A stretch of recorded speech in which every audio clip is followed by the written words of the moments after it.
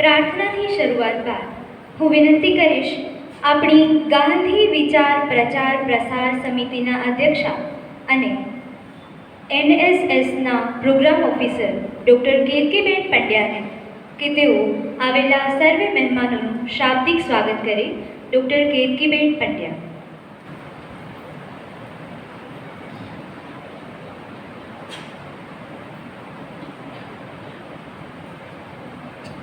પરમ આદરણીય એવા મંચસ્થ મહેમાનો,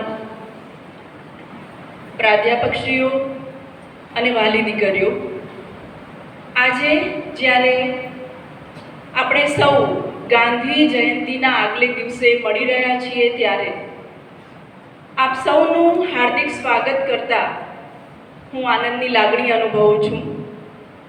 હું સમગ્ર કોલેજ પરિવાર અને ખાસ કરીને ગાંધી વિચાર સમિતિ, NSS અને NCC વિભાગ વતી આપ સૌનું હાર્દિક સ્વાગત કરું છું.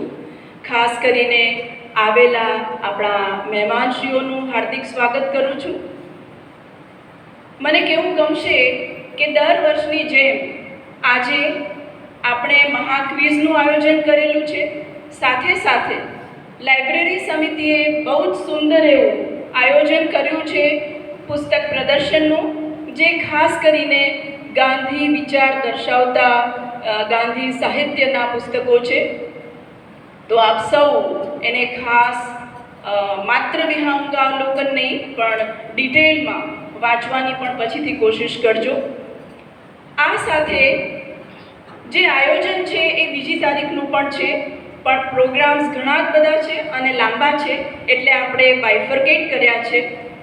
કાલે સ્વચ્છતા અભિયાનનું આયોજન થયેલું છે કોલેજમાં પણ અને ચોપાટી પર પણ, એટલે NSS વિભાગ એ ચોપાટી પર સ્વચ્છતા માટે જશે. આપણા વિદ્વાન મંત્રીઓ પણ ત્યાં આવવાના છે. અને આ સાથે એક ગાંધી વિચાર પરીક્ષાનું પણ આયોજન કરેલું છે, કોલેજ દ્વારા કરાયેલું છે, જે પણ કાલે સ્વચ્છતા અભિયાન પછી તરત શરૂ થવાનું છે.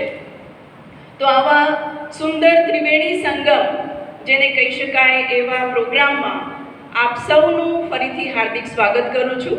Thank you very much.